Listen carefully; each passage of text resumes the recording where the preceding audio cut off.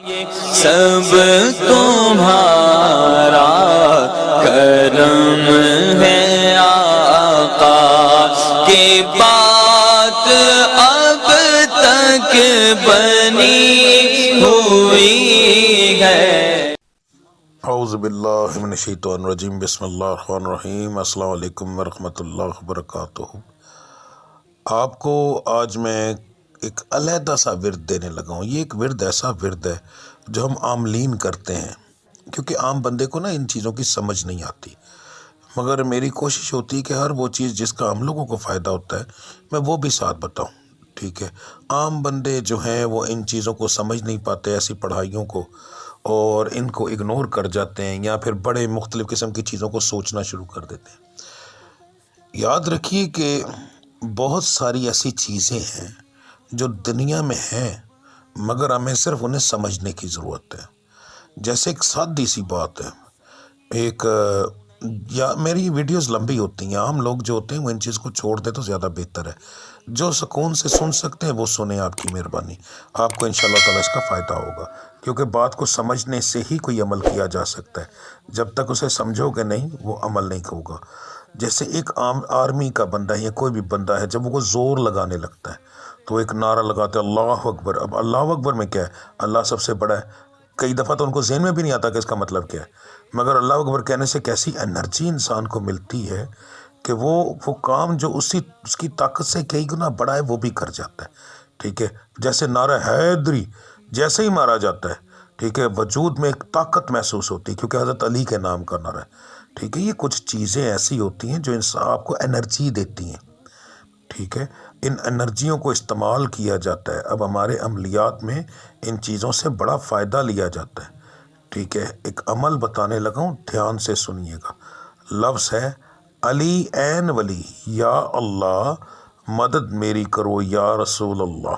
علی عین ولی، یا اللہ مدد میری کرو یا رسول اللہ، ٹھیک ہے۔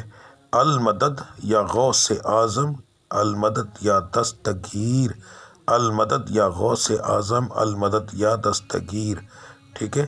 اس طریقے سے یہ 4 لائنیں پڑھی جائیں گی۔ اول آخر درود ابراہیمی 11 بار ہوگا، اور آپ اس کی ایک تسبیح کریں گے فجر کی نماز کے بعد۔ اس کے بعد دن کے اندر چلتے پھرتے اگر آپ ساتھ یہ ورد کرتے ہیں بغیر وضو کے، صرف پالیت نہ ہوں آپ، ٹھیک ہے، بغیر وضو کے، وضو میں ہو تب بھی کر سکتے ہیں، بغیر وضو کے بھی آپ کر سکتے ہیں۔ اس کے بعد جو ہے آپ دن میں کئی بار کر سکتے ہیں۔ بہترین طریقہ جو ہوتا ہے لاتعداد پڑھنے کا وہ یہ ہوتا ہے، اور یہ تمام لاتعداد پڑھائیوں پر یہی فارمولا جو ہے اپلائی ہوتا ہے۔ ایک تو دن میں ایک بار نہیں پڑھا جائے گا، کم سے کم 3 سے 4 بار، 2 بار بھی نہیں، 3 سے 4 بار پڑھا جاتا ہے۔ اور جو ایک بار پڑھا جاتا ہے اس کا طریقہ کار یہ ہوتا ہے کہ 41 بار تک آپ گنتے ہیں، 41 بار کے بعد آپ گننا بند کر دیتے ہیں۔ اس کے اوپر جب آپ پڑھتے ہیں تو وہ لاتعداد میں گنا جاتا ہے۔ 2-4 دفعہ یہ چیز نہیں پڑھی جاتی، ٹھیک ہے۔